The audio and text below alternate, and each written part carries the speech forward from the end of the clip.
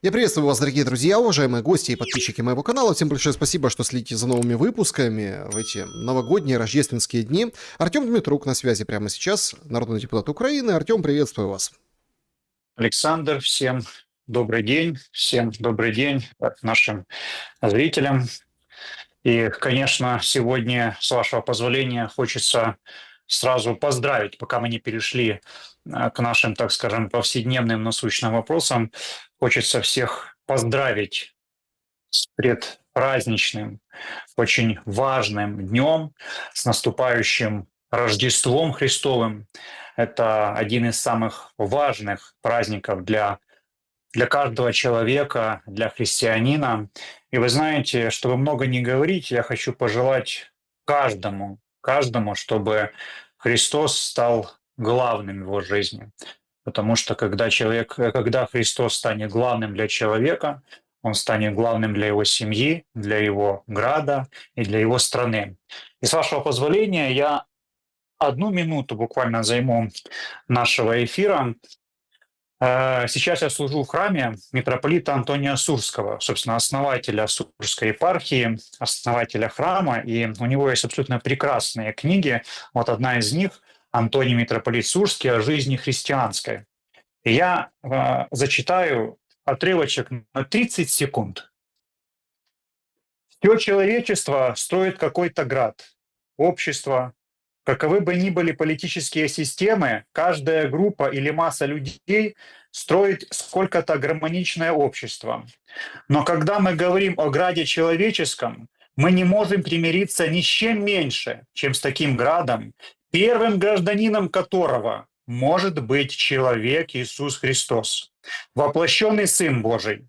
И поэтому мы должны строить со всеми людьми то, что по-человечески можно строить, но знать, что это только костяк, что это град человеческий слишком мал, в нем нет достаточной широты, достаточной глубины и достаточной святости, чтобы Иисус из Назарета, Сын Божий, был бы в нем первым гражданином. В посланиях апостола Павла говорится, что наша Родина, град наш, на небесах. И один английский богослов перевел это: «Мы авангард Царства Божия». Да, наша Родина там, где Господь, душой, молитвой, любовью. Призыванием мы там, но мы посланы в мир для того, чтобы строить именно град человеческий, который был бы градом Божьим. И это наша ответственность. Поэтому я всем советую, чтобы в этом году, уже в наступившем году, Господь был первым человеком в вашей жизни. Ну, как бы хорошее такое начало, но, знаете, Но мы события, по-другому не могли. Такой смотрите, праздник по-другому нельзя. события начала года нас как бы толкают в достаточно пессимистичное прочтение даже приведенных вами строк. А в чем пессимизм? Да получается, что без родины, без племени остаются украинцы. И я это говорю с полной ответственностью. Нет перспектив завершения войны. Вот там все сейчас как бы обсуждают геополитику, мы тоже, возможно, коснемся. Там Мадуро, да, новые претензии Соединенных Штатов Америки, причем претензии кому? Да, датчанам, с которым у Зеленского хорошее и доброе сотрудничество.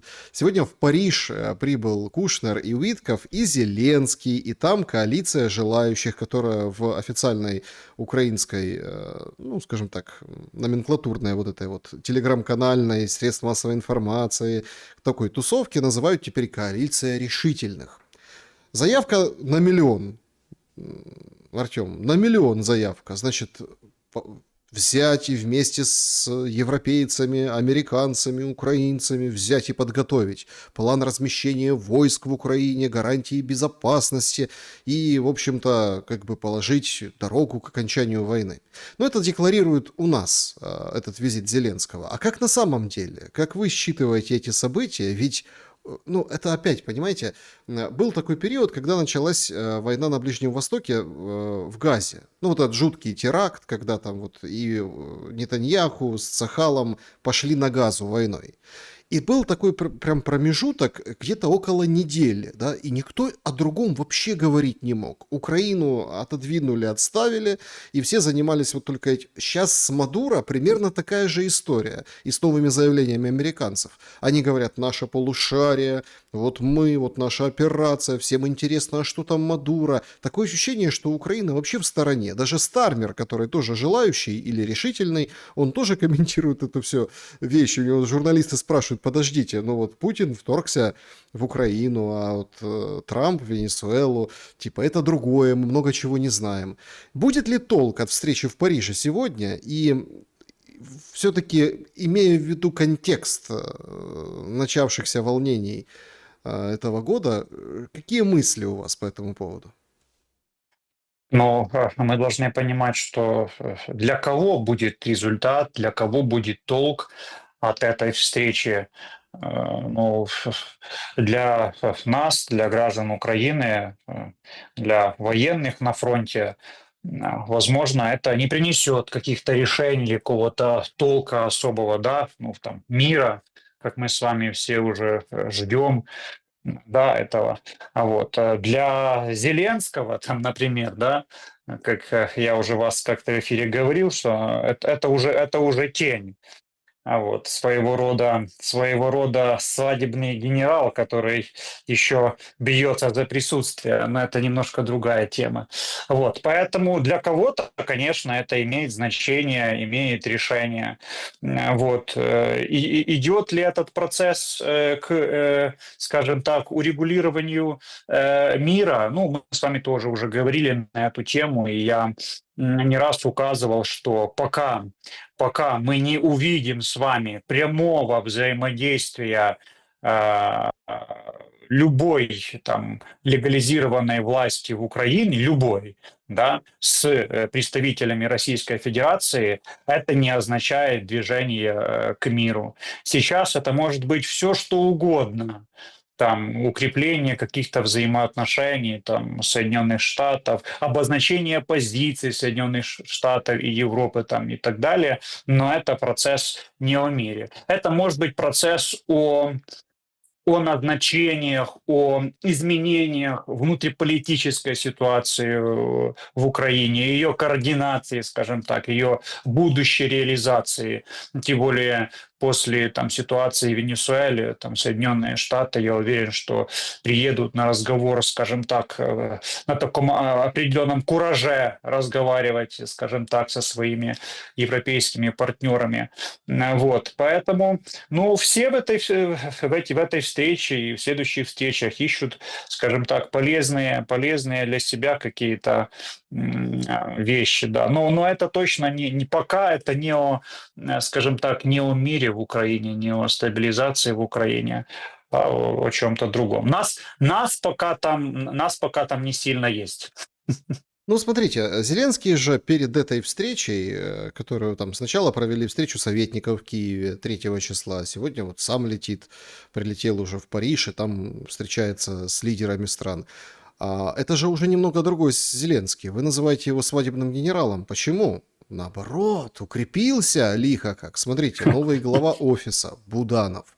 Революция, Да. некоторые так и оценивают, революция в СБУ, ну, как бы царской гвардии, так сказать, Зеленского. Малюк ушел, вроде как побрыкался чуть-чуть, герой Украины, но говорит, останусь, буду служить и дальше, но уже, собственно, при другом руководителе. Там говорили, что там Поклад теперь будет всем заведовать, но он из зама стал первым замом, а всех остальных как-то вот поубирали. То есть настоящий какой-то вот в спецслужбах определенный прорыв. Ну и, конечно, министр обороны Федоров, который встречался с Зеленским, и там разглядывали очень пристально стол, когда они сидели и беседовали. Безуглая увидела план какой-то распечатки, да, там на Министерство обороны. Ну, там другие увидели капли в нос разного типа. Как вы думаете, вот эта новая структура, она же укрепляется ровно для того, чтобы лучше выглядеть на таких встречах, да, встречах о мире? Или потому что так надо, потому что приказали, потому что дали четко понять, что структуру Ермака надо демонтировать, и конкретно указали на лиц, которые должны занять то или иное место в Украине при Зеленском сегодняшнего дня, новогоднем 2026 года аппарате Зеленского. Да, значит, смотрите, первое, с чего бы я начал отвечать на вашу череду вопросов, это с того, что, наверное, все, что вы описали, оно, безусловно, связано и кружится вокруг назначения, сейчас очень, значит, внимательно слушайте, назначение Буданова именно главой офиса президента. То есть, да, если, но это не офиса Зеленского, а именно офиса президента. Значит, Буданов, внимание, он глава офиса президента. Если для юристов и в Украине для многих, значит, офис президента – это просто канцелярия, глава офиса президента – это канцелярский пост, скажем так, который особо не влияет на процессы в стране, то скажем так, по уже сложившейся практике политической в Украине, этот пост имеет достаточно сильное влияние в нашей стране.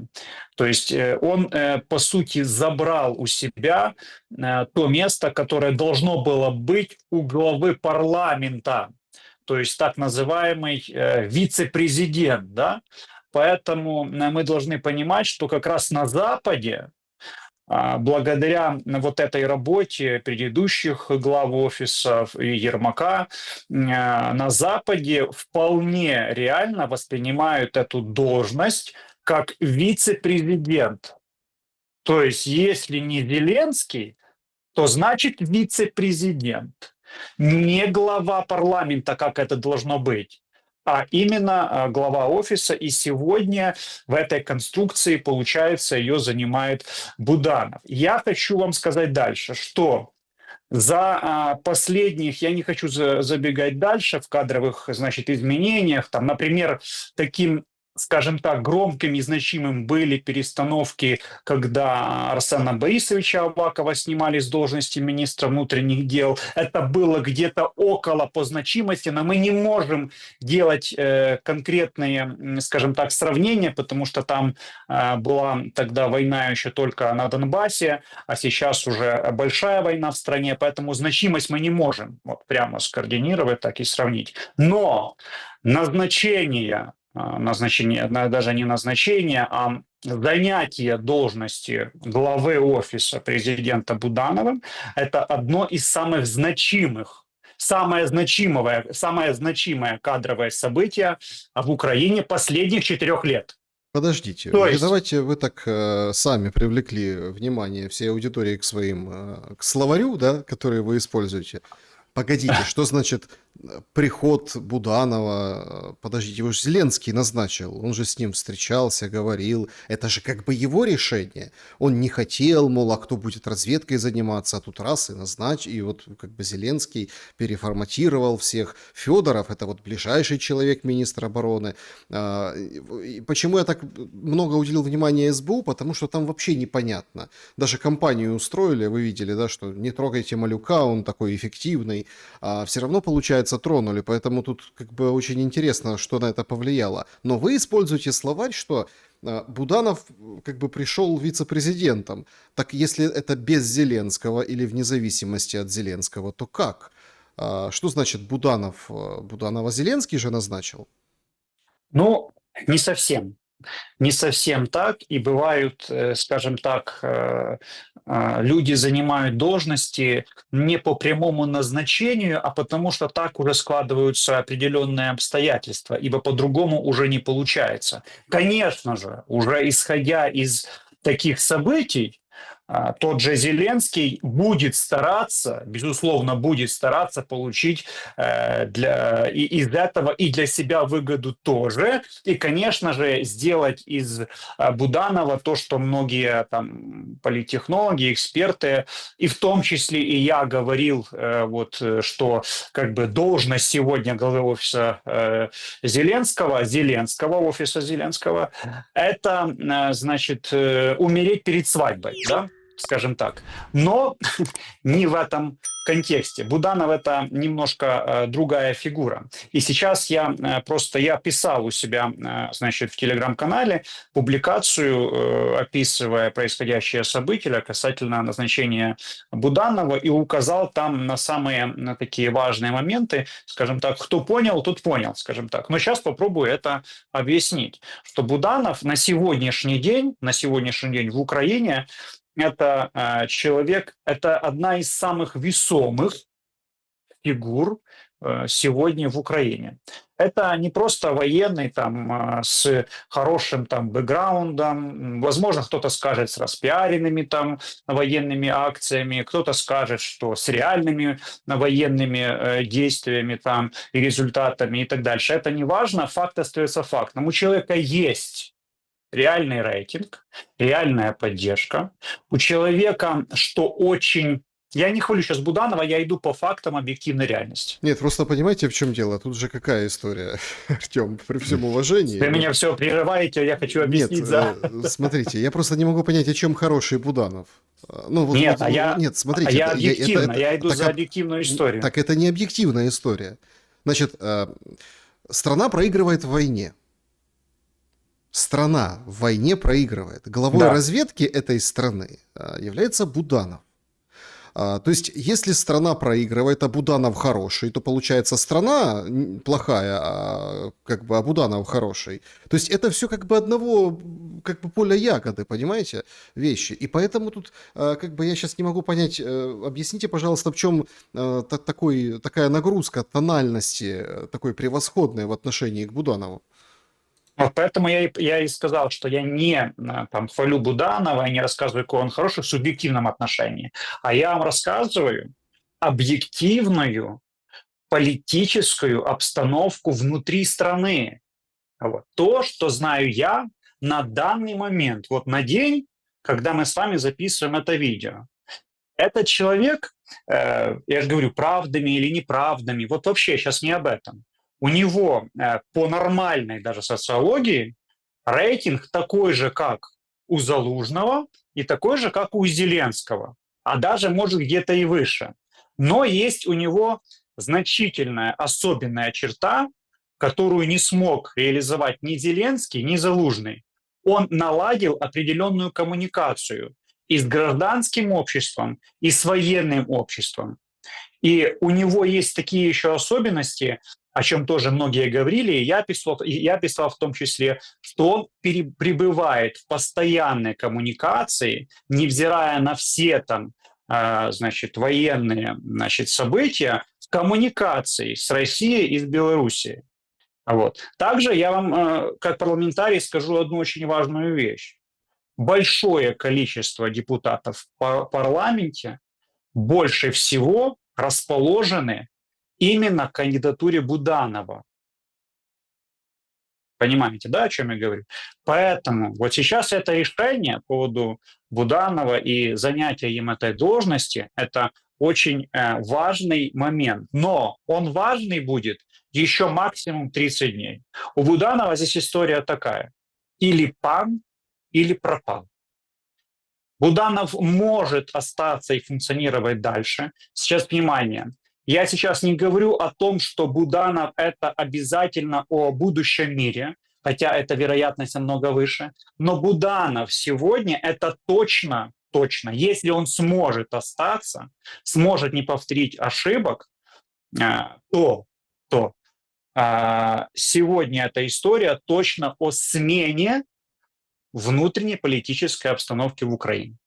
Это точно. А дальше уже, возможно, о налаживании взаимоотношений с Российской Федерацией там, и о других процессах военных, перехода к миру и так дальше. А почему 30 дней?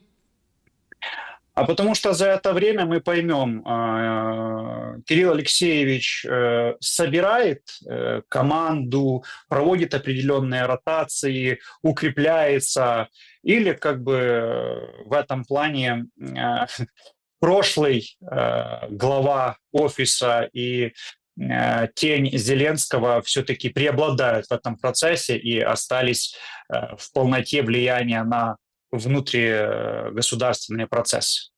Вы так говорите о внутренней политике. А что вы имеете в виду? О какой политической жизни идет речь? И раз никакой политической нет, есть условно война. Из того, чем живет и дышит общество, это отключение света, ТЦК, такие умопомрачительные истории с похищениями и вот эти вот циничные, думаю, вам попадалось, да, вот эти там Киевский областной ТЦК сегодня написал: уклонист — это враг, короче, злочинец, в общем, нехороший человек, короче, в общем, надо убей уклониста, грубо говоря. А как бы описывали они, ну, статистику, сколько погибло, как это, страждущих воинов ТЦК от рук вот этих вот злостных уклонистов. То есть ну, безденежье, отсутствие света, террор вот этот на улицах, понятное дело, да, там ситуация с войной, с обстрелами. А что вы тогда называете внутриполитической важностью или изменившейся внутриполитической ситуацией?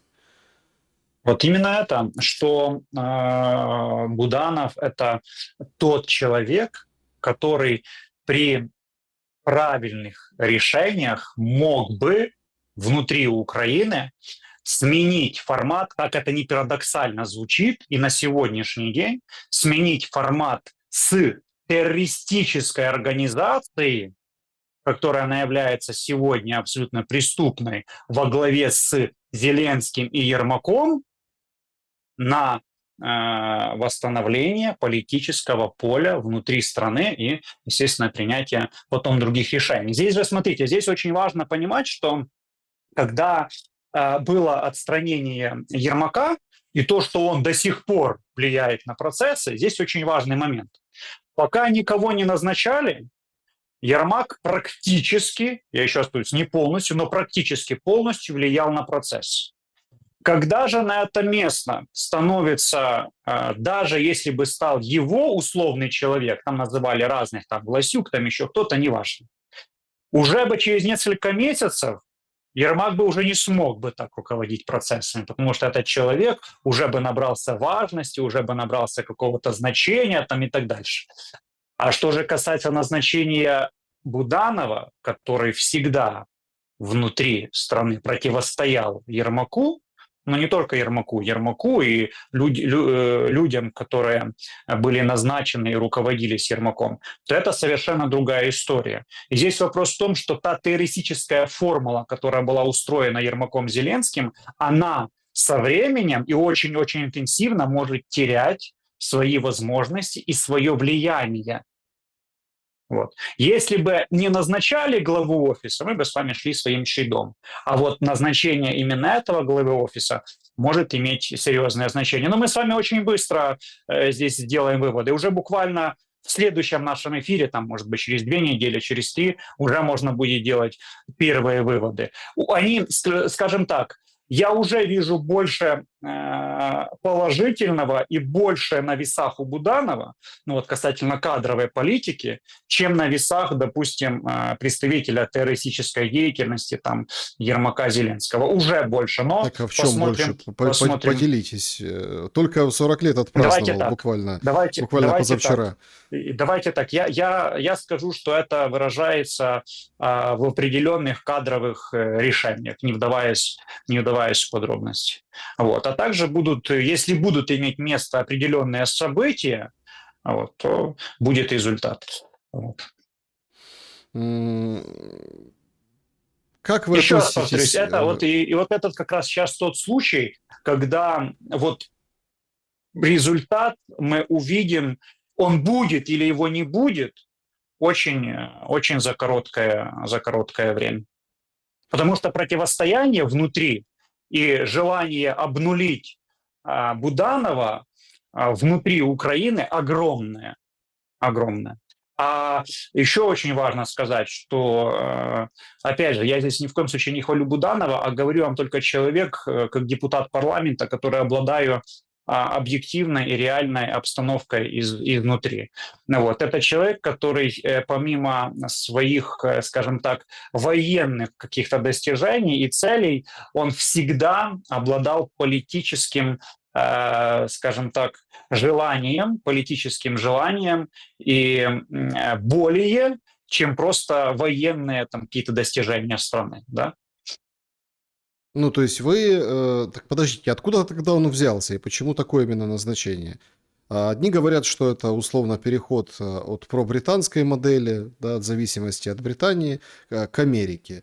Мол, ЦРУ, смотрите, другие это отрицают, говорят, ребята, нет, это просто у Зеленского была поставлена задача комплексно всех поменять, ну, чтобы как бы, да, создать картинку больших реформ и перезагрузки.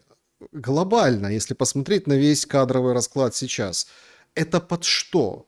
Под эскалацию, ну, да, вот под эскалацию, под войну, под сопротивление, вот под еще большую ужасающую риторику? Или это под выборы, что тоже есть такая версия, да? Кто-то должен избраться и как бы так красиво, собственно, легитимизироваться перед тем, чтобы подписать мир? Глобально, еще раз повторюсь, это исключительно про смену внутренней ситуации в стране, внутриполитической ситуации в стране. Вот. А дальше уже будет видно, кем наполнится команда Буданова, какие рычаги он сумеет за короткое время приобрести и какое влияние. От этого уже будет зависеть дальнейшая история. Смотрите, еще очень важно, вы вначале сказали о том, что за Украину там забыли там, или забудут, и вот сейчас акценты там будут смещаться и так дальше.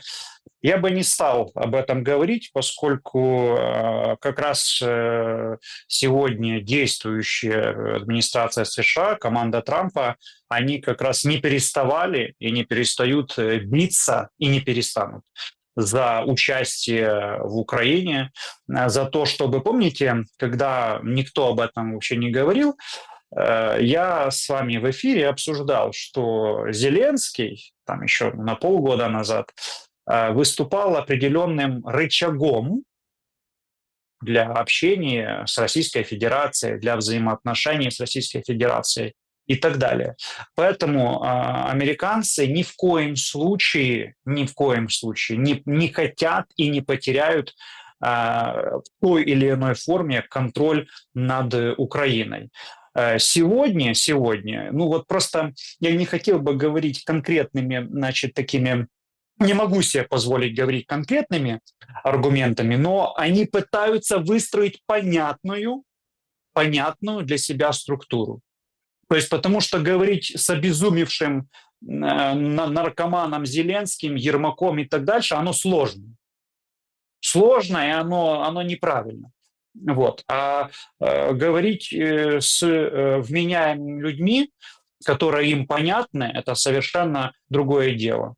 Ну, можно сказать, что происходит там что-то зеркальное по отношению там, к Венесуэле там, и так далее. Об этом можно говорить. И каждый из этих сценариев будет иметь долю правды. Можно говорить о том, что Кирилл Алексеевич имеет связи там в Соединенных Штатах Америки и так дальше. Смотрите, имеет, конечно, имеет. Рабочие, военные связи, безусловно имеет. Политические только начинает иметь.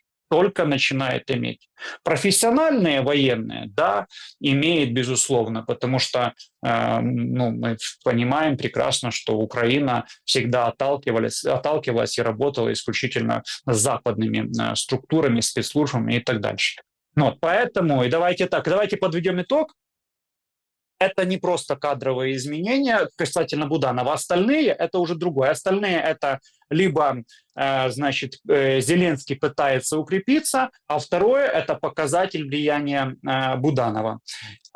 Глобально это, вот давайте зафиксируем, это возможность выстраивания Соединенных Штатов нормальных взаимоотношений, нормального общения сегодня с той Украиной, которую мы имеем. Вот это то, что происходит.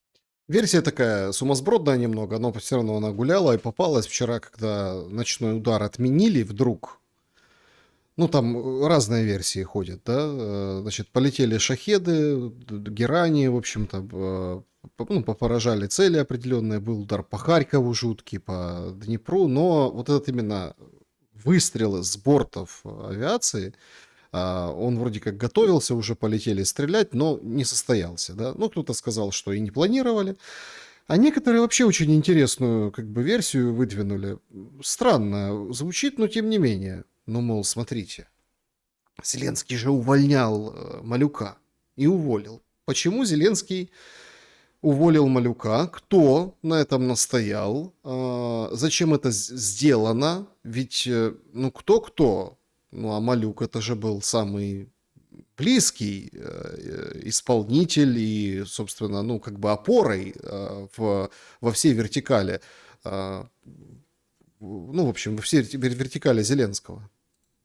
Да, увольнение, тут еще важно заметить, что, ну, так точно, тут, конечно, военные эксперты меня поправят, и это будет правильно, но насколько я понимаю, насколько я знаю, то все последние именно террористические акты на территории, в том числе Российской Федерации, совершались именно СБУ, совершались именно не лично, понятно, значит, Малюком, но под его руководством, и он, собственно, за это получал там свои награды, даже, по-моему, да, звание Героя Украины.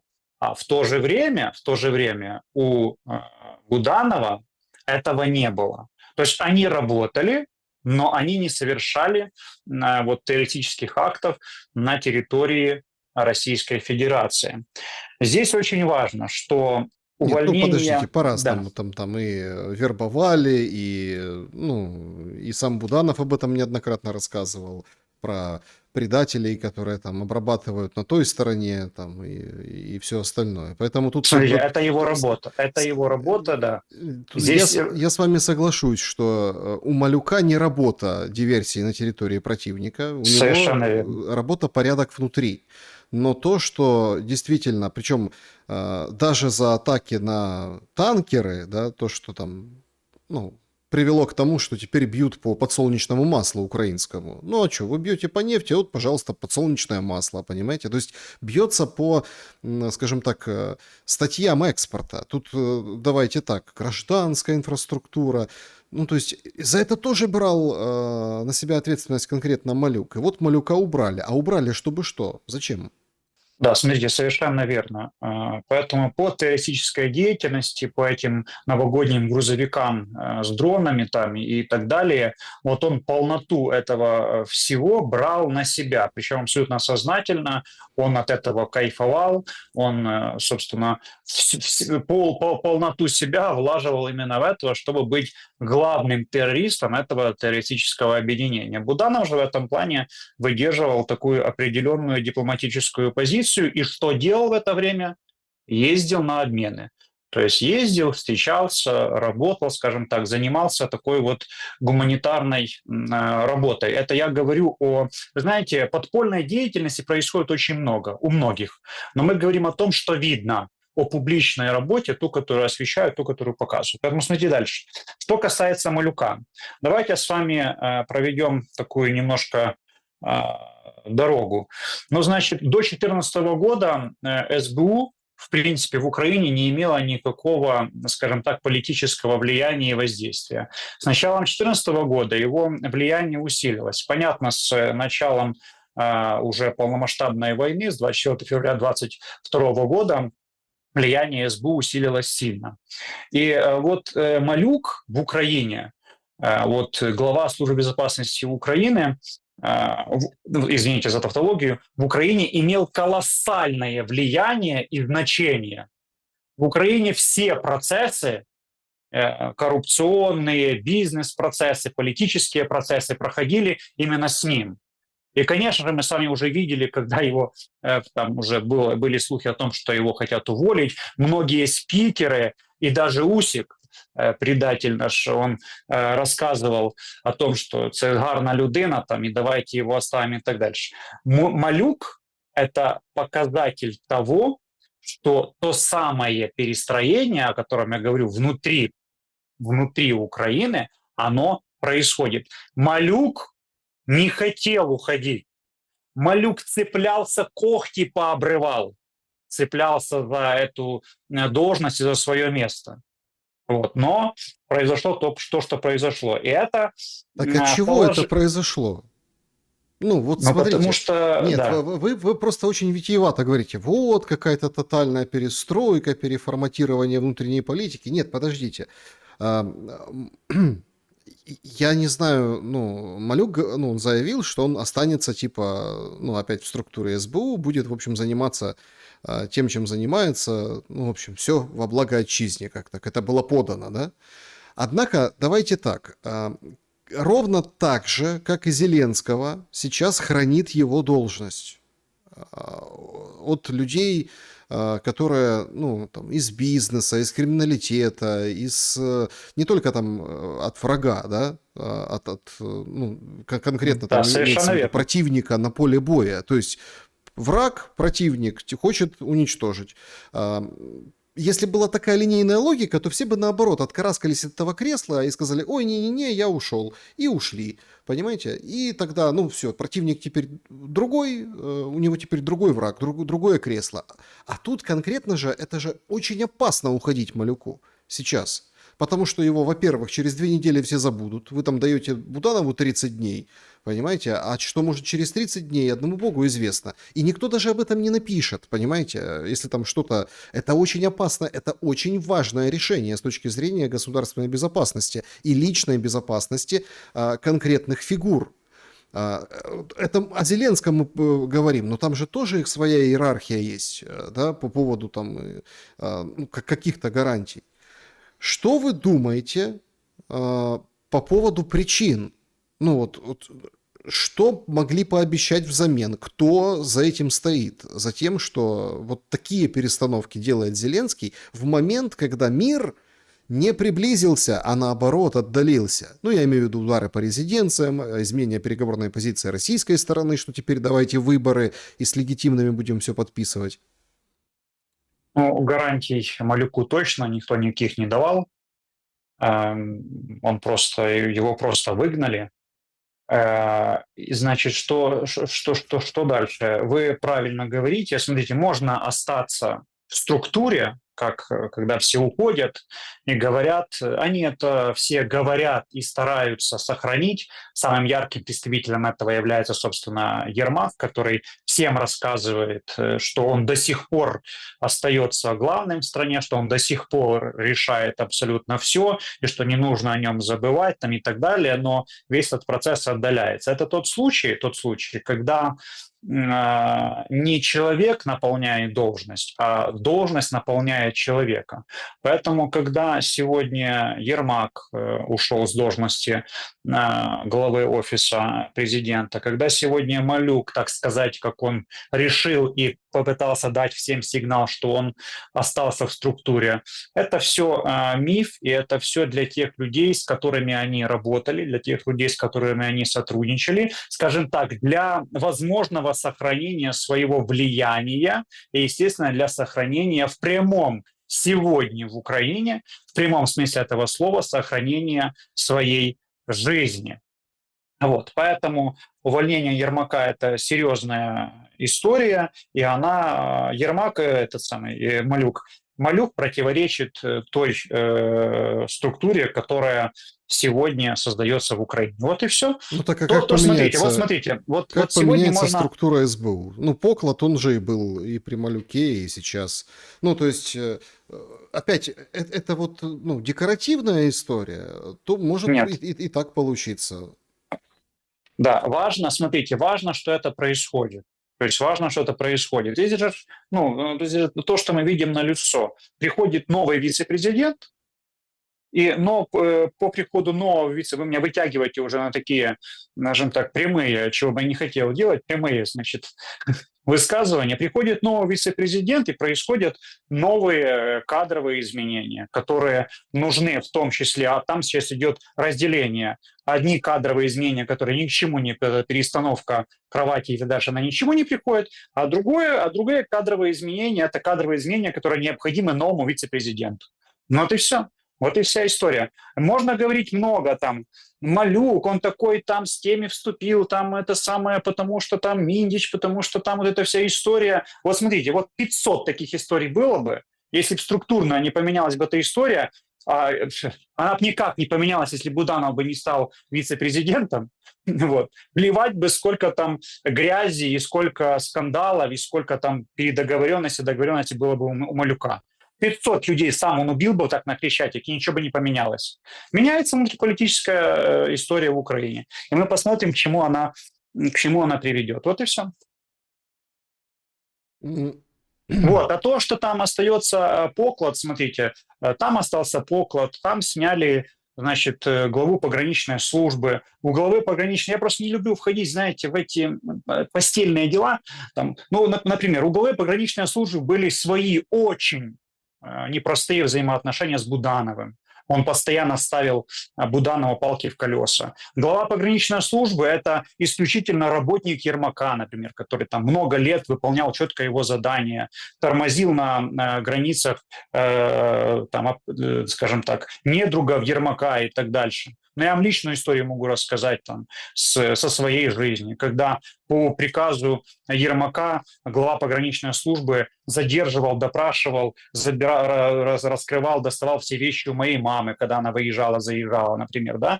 И вот таких вот, это я, например, сказал, таких вот мелких триггерных вещей, которые были и у Буданова с главой у Буданова с главой пограничной службы, очень много. Ну, его уже сняли. Вот, его уже нету. И много разных есть других вещей. Поэтому сегодня это процесс. Сегодня это процесс, и мы свидетели этих процессов. Вот и все. Ну, я так понимаю, что как бы непонятно остается только одно. Вот все-таки вы не ответили на вопрос. Да. Это к выборам? Ну хорошо, извините. Вы просто много задаете вопросов, что... Или к референдуму. Референдум, вот сейчас выборы, референдум. Значит, что касается референдума, я не раз уже писал публикации, тоже у себя в Телеграм. Референдум, как и выборы, это исключительно манипуляции Зеленского. Значит, что касается референдума, первое, у нас по закону в референдуме можно исключительно проводить референдум по одному вопросу, а не по нескольким вопросам, как это о чем говорит Зеленский. Потом, по-моему, надо уточнить, надо посмотреть вопрос территорий на референдум вообще не ставится, вопрос территорий. Вот. Ну и здесь, знаете, начать и кончить по поводу того, что хорошо, мы приведем референдум, 90% людей, которые находятся на территории Украины, поддержат, значит, присоединение Крыма. И что? Ну, на что это повлияет? Что крымчане скажут, которые 90% за ту жизнь, в которой они живут, поменяют свою позицию? Но нет, конечно. Вот. Поэтому референдум – это полная манипуляция. Никакого референдума не будет. Не готовьтесь, не думайте, не мечтайте, не стройте конфигурации там и так далее. Скажем так, не печатайте листики, ничего этого не будет. Дальше, что касается выборов. Значит, выборы в такой конфигурации, которая есть сейчас, я об этом не раз уже говорил, никаких выборов не будет. Сегодня намного понятней, намного естественней, намного аргументированней и, самое главное, функциональней и легальней, юридически правильно.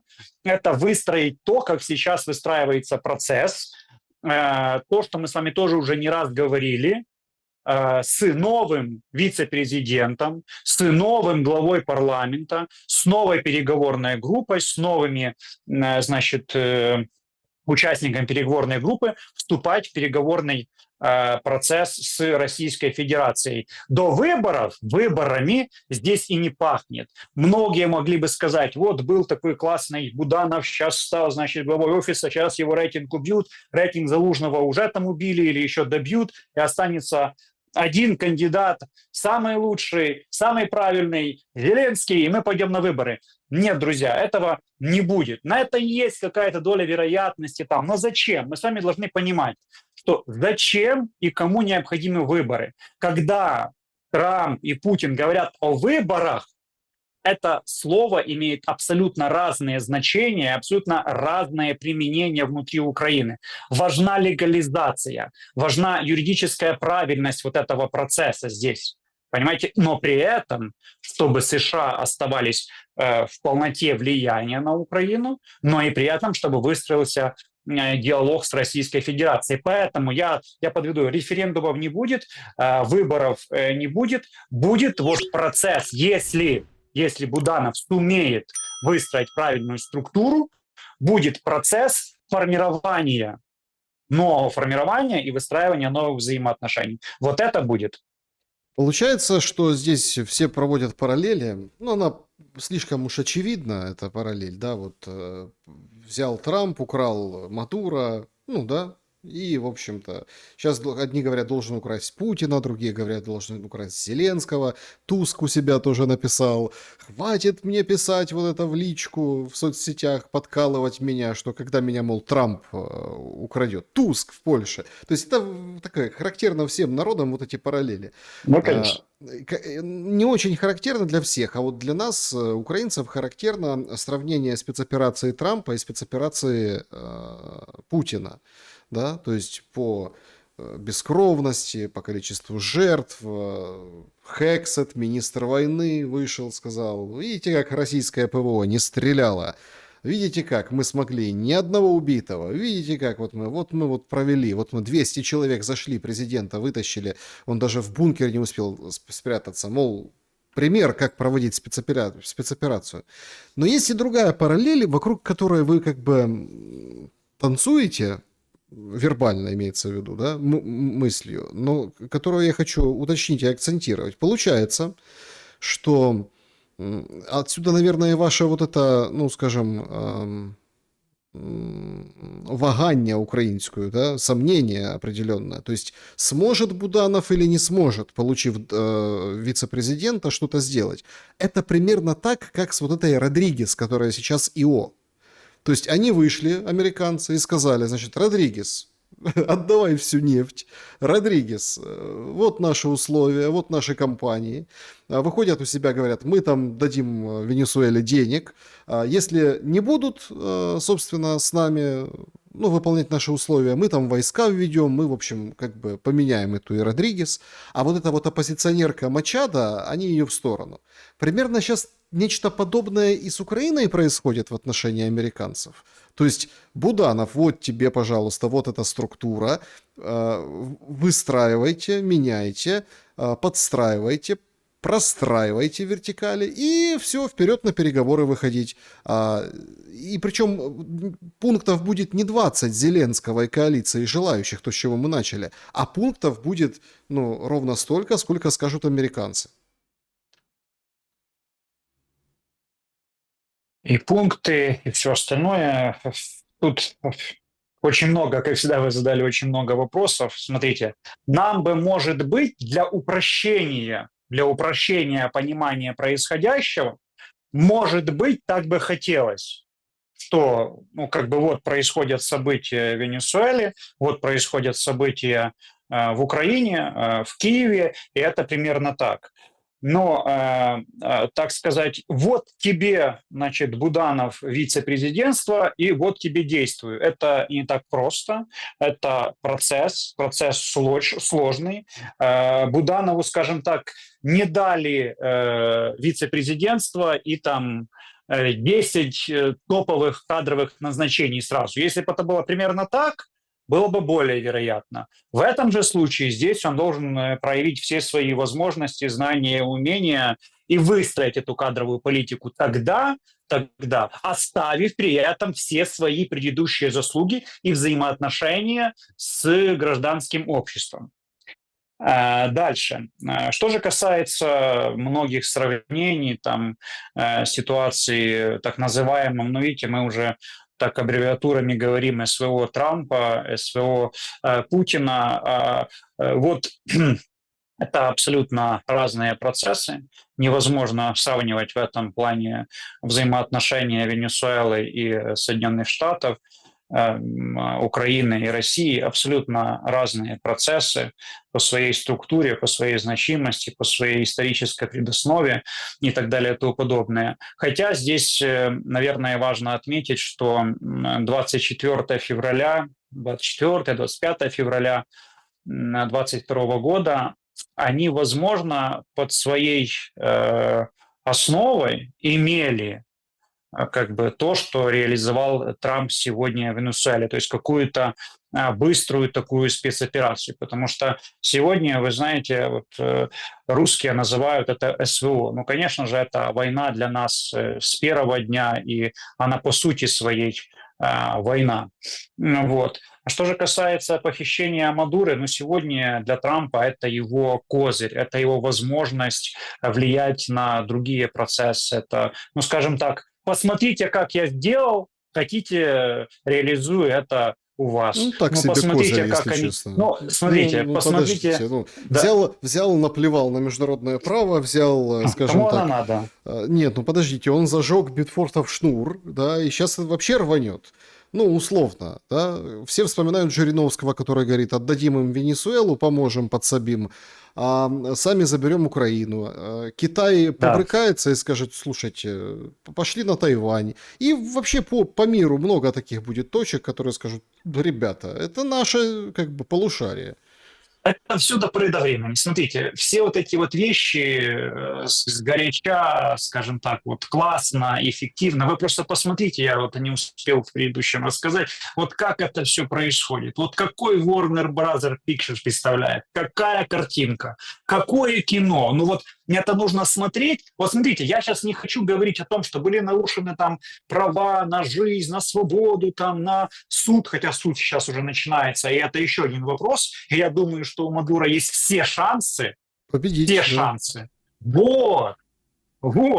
Поэтому не так все страшно. Вот я сейчас это оставляю в сторону и очень надеюсь, я здесь искренне говорю, очень надеюсь, дай бог, чтобы человеку удалось защититься и удалось освободиться. Потому что тюрьма – это самое страшное, что может быть. Я как человек, который сейчас сам нахожусь в тяжелейших судебных процессах, а мои друзья сидят в тюрьмах, говорю это с полной ответственностью. Вот поэтому надеемся, что Мадуро еще и восстановит свои права, и все-таки справедливость в этом вопросе, права человека станут на первое место. Смотрите, вот об этом сейчас вообще речи не идет. Трамп выполняет функции сверхдержавы, выполняет функции лидирующей державы, выполняет функции силы, демонстрации умений для того, чтобы дальнейшие процессы проходили уже без таких событий. Это одна из функций. Да? Поэтому ничего особенного здесь нету. Вот, вот Слушайте, ну, Артем, при всем уважении, как это, ничего особенного нету. Полететь военными украсть президента легального, не Ну да. просроченного, не Как нашего. узурпатора, понимаете, а легального избранного президента взять, украсть, сказать исполняющей обязанности, значит, смотри, как это, казацкая песня ойся, ты меня не бойся, да, я тебя не трону, ты не беспокойся, понимаете, я тебя не трону, ну, делай все как надо, объявить, что венесуэльская нефть теперь американская, сейчас там пишут, ну, это как бы пресса, но тем не менее, официально пока не подтверждено, что вот эти все биткоины, золотовалютные резервы, там все заберут опять американцы, и вы говорите, о, ну так это функция сверхдержавы, это вот гегемон, это вот Трамп так может. Да, для своего выживания, да, для своего выживания, для того, чтобы поддерживать всю свою машину, всю свою, скажем так, огромную жизнедеятельность, для того, чтобы продолжать вести на равный диалог с Российской Федерацией, да, им это нужно. А что же касается того, что украли Мадуро, послушайте, с человеческой правовой точки зрения это ужасно. С глобальной точки зрения это обычно. И я у вас, вот смотрите, и я Слушайте, у да вас, вас, нет, вас лично власть крала, понимаете? вот Вас смотрите, преследовала. И вы вопрос в говорите, другом, это обычно, ничего себе да, обычно. вопрос в другом. Как воровали меня и несколько покушений на меня, да, и это совершенно другие вопросы. Я у вас в эфире, я у вас в эфире говорил о том, что Зеленского должны арестовать в Соединенных Штатах еще до того, как перформансом стала Мадуро, история с Мадурой. Все на меня смотрели так, как это возможно, как это возможно? Да вот так это возможно, потому что это реальные планы, которые были в том числе по отношению к Зеленскому. Понимаете? Его Были, спасают там определенные... были, не Просто остаются. его спасают определенные обстоятельства, и, скажем так, возможно, по отношению к нему это реализовывается немного, скажем так, другой, более мягкой дипломатической формой. Вот и все. А поэтому это, ну как сказать, чего здесь шокироваться? Ничего шокирующего нет. Это процесс. Знаете, как один мой товарищ говорит, интересное время живем. Только хотелось бы об этом времени не быть прямым участником этих событий, а читать в книгах по истории там, и так дальше про эти события. Поэтому мы участники этого. Поэтому ничего в этом особенного нет. Просто мы свидетели этого, и все. Ну, то есть, все серьезно. И Трамп действительно может... ну, то есть, смотрите, датчане кричат сейчас очень громко. Говорят, что НАТО может распасться, да, из-за того, что Трамп решил забирать Гренландию. А его уже нету. Сейчас Зеленский туда едет и говорит, мы там хотим в НАТО, мы хотим войска стран НАТО, да, без мандата, но французов и британцев к нам, мы хотим гарантии безопасности. После ситуации, вот опять-таки, тут же тоже надо понимать, чему вы поражаетесь. Смотрите, после того, что произошло сейчас, да, когда Китай говорит, ребята, немедленно отпустите Мадуро, что вы творите? Совбез ООН вчера какой прошел, да, то есть интереснейший, кто как отреагировал. Как Европа не понимает. А Европа, которая, ну, как бы между небом и землей находится, Стармер юлит как может, не получается. А Украина от Европы как раз и зависит. От ее каких-то гарантий финансовых, там, транши какие-то из 90 миллиардов, оружие, которое там можно купить или у Америки, или где-то еще у Европы. То есть мы понимаем, что это вообще очень все зыбко. Вот те гарантии, Очень. которые мы требуем сегодня на коалиции желающих. Потому что Европа не может получить гарантии от Штатов, что не придут Штаты и не отберут часть территории страны НАТО, не говоря уже там о ком-то другом страшном Ким Чен Ыне и Путине. Ну, вы знаете, я еще задам вам один вопрос, если можно. Вот если бы Зеленского украли, вы бы сильно возмущались? Не, ну подождите, ну как? Ну как? Возмущался Да. бы, как это так? Это нельзя. Тут, опять-таки, тут надо быть последовательным. Смотрите, тут же какая история? Украли, чтобы осудить. Вы сейчас об этом говорите. Не, ну конечно. Смотрите, вопрос же в чем? Когда я говорю об освобождении Украины, это же я же не поддерживаю нарратив Российской Федерации, а я поддерживаю личностный свой народный нарратив о том, что сегодня Зеленский проводит геноцид украинского народа. И мы должны участвовать в освобождении Украины. Это не нарратив России, это наш народный украинский нарратив. Освободите нас от Зеленского и судите его за все те преступления страшные, которые он оказал по отношению к украинскому народу. Вот в чем дело. Проблема. Понимаете? Нет столько нефти в Украине. В Украине может и быть и не столько... Смотрите, вот в Украине может не быть столько нефти, но само расположение Украины очень, крайне важно для Соединенных Штатов Америки, чтобы постоянно оставаться в пуле событий, в том числе с Российской Федерацией, с Европой и с Югом. Вот это очень важно. Венесуэла в этом плане нервно курит в сторонке.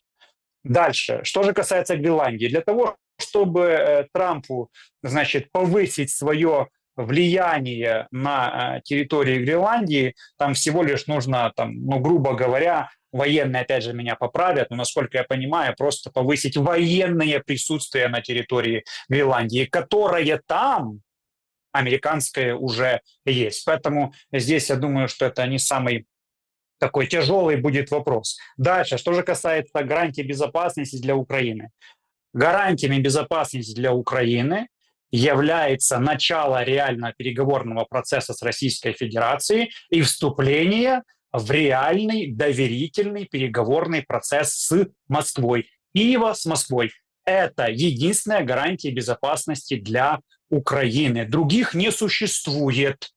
Любые другие там формулы, статьи НАТО, которые тоже уже на волоске держатся, Европейского Союза, какие-то войска, которые могут быть на территории Украины. Опять же, здесь вопрос в чем? Что никакие войска на территории Украины не будут присутствовать в формате для чего? Для войны с Россией. Нет. Это то же самое, когда мы обсуждаем вопрос украинской армии, 800 тысяч там оставим и так дальше. Вопрос, для чего нужна будет эта армия? Для противостояния с Россией? Тогда это не имеет никакого смысла. Любая иностранная армия на территории Украины не будет иметь реализации, это невозможно, если это будет противостояние с Россией. У вас, мне кажется, в эфире уже говорили о том, что любые иностранные вооруженные формирования на территории Украины могут быть исключительно для стабилизации ситуации в Украине, но даже не для выборов, а как раз вот для переходного периода, для периода вступления в переговорный процесс между Украиной и Россией. Вы что думаете, когда начнется реальный переговорный процесс в Украине, будет мало уродов, которые будут выбегать на площадях, военизированных уродов, пиксельных, и будут кричать «здрада», там выходить на Майданы и так дальше, их будет огромное количество. Не, Поэтому даже для стойте. этого нужны Да, давайте здесь могут понадобиться остановимся, эти это вооруженные очень формирования. важно. Получается, что тебя там, украинца, да, который будет выбегать и ну, высказываться против, да, митинговать против того, что пошли на сепаратный мир, уступки и унижение, будет британский солдат пинать под зад или французский? Нет. Британский и французский солдат, если мы об этом уже говорим, чисто теоретически в этой перспективе, то британский, французский и другой солдат в данном случае должен пинать пиксельных уродов, которые будут там стреляться между собой, делить еще не пришедшую власть, там, биться за вымогание очередного куска хлеба, чем они, собственно, всегда и занимаются. Вот для этого они будут. А обычные украинцы будут дома молиться о том, чтобы скорее пришел мир. Вы сегодня видели много простых украинцев на улицах? Вообще происходят невероятные вещи. Уже рассказали все, что Зеленский украл все, что можно, пытал всех, кого можно. Люди умирают в тюрьмах каждый день, люди умирают в подвалах ТЦК каждый день и так далее. Вот уже все, что можно произошло. Вы людей видели на улице? Да, противостояние есть, я об этом тоже говорю. Безусловно, и когда церкви забирают, и когда у людей получается спасти человека, которого они видят, что на улице воруют, это все есть, и этого больше, больше и больше, и слава богу, подпольные движения там работают, и уже шины научились прокалывать, там и много других процессов интересных разных. Многое есть, но выйти на улицы этого не будет. Сегодня запрос на мир в Украине высочайший, высочайший. Поэтому, когда будет разговор о мире, на улицу будут выходить исключительно пиксельные уроды, не военные. Военные на фронте, Александр, они ждут мира, причем как с русской стороны, так и с украинской стороны. Все задаются одним вопросом: когда это закончится? Они мечтают о мире, военные, не пиксельные уроды, а военные. Поэтому выходить на площадях будут только те, кто захотят рейдернуть для себя какую-то часть, скажем так, этого батона. Вот и все. То, что они делают сейчас, и то, чем они, в принципе, занимаются всю свою там жизнь. Мгм. Как вы думаете, в 26-м году что ждет Украину? Ведь вот этот, вот вы просто так осчастливили, как бы, ну, в кавычках, понятно, мы не знаем, ну, по поводу 30 дней, да, вот эти 30 дней вы даете, ну, вы лично, это может быть быстрее, это может быть чуть дольше, но вы даете нам понимание того, что действительно ли все идет к тому, что, ну, Зеленского оставляют свадебным генералом, организовывают переговоры и выходят образно на какие-то договоренности. Неприятные для Украины, это уже все неприятное, даже эта война и вот то положение дел. Но как вам видится, вот это же может затянуться. Мы можем потерять, и больше будет разрушений, потерять больше территорий. Эвакуация сейчас с Черниговской области. Под Гуляйполе бросают ТРОшников, они снимают видео, говорят, так и мы не готовы ни к чему, нет, все равно, давайте. Берут из тыла и забрасывают вперед, бросают все, что можно. То есть сжигают, получается, дожигают людей на фронте, добивают энергетику, инфраструктуру. И это, кажется, ну вот мы не протянем год как, ну, как общность. Я уже не подбираю даже слов, там, государство, страна, там, общество. Нет, как вот, ну, это будет очень сложно.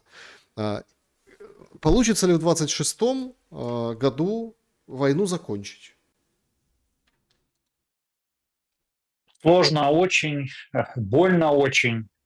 И вы знаете, вот тоже в вашем эфире и Павел Щелин много говорит о так называемой руине.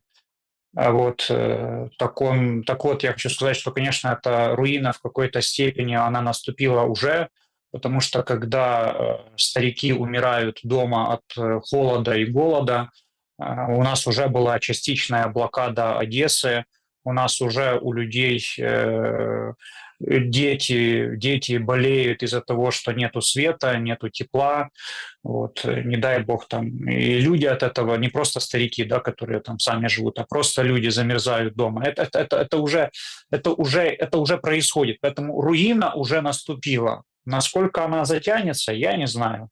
Прогнозировать сегодня события невероятно сложно, но давайте, знаете, чем я закончу? Чем я закончу? Может быть, это тоже будет определенной такой структурной надеждой, на то, что тот формат, который пытаются сейчас выстроить, и те лидеры, субъекты этого процесса, они точно знают, что договориться можно. Вот это они знают точно, и если они сумеют реализовать правильную конструкцию, у нас появится этот шанс. Вы знаете, спрогнозировать на то, что вот прям в 26-м году все наладится, очень сложно. Может быть, даже, скажем так, еще похуже. Может быть, вполне. Артем Дмитрук был моим собеседником сегодня. Я благодарю вас за время и мысли, и с праздниками. Друзья, спасибо большое, что посмотрели это видео. Подписывайтесь на Дмитрука, на Телеграм и на YouTube. Поставьте лайк этому видео и напишите, что думаете в комментариях. Берегите себя и друг друга. Добра и света.